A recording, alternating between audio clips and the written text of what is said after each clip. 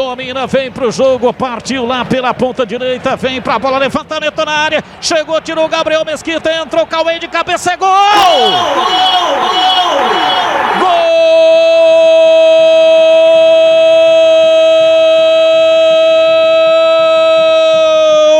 Gol do Corinthians! Salve o Corinthians, o campeão dos campeões.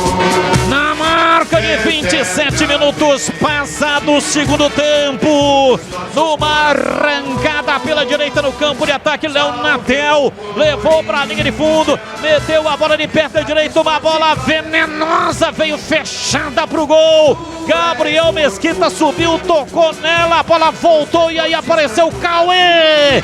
Cauê de cabeça mandou a bola pro fundo do gol e abre o placar do jogo no Brinco. Cauê da base corintiana para fazer o gol.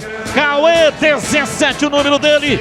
Corinthians 1, Guarani 0 e o detalhe do gol é seu Marcos Luiz. Não dá para tirar o mérito do menino Cauê da base do Corinthians, Batista. Agora cruzamento veio lá do outro lado. O Gleger depois vai falar, mas para mim o Gabriel Mesquita falhou. A bola veio daquele jeito, ele tinha que ter dado um toque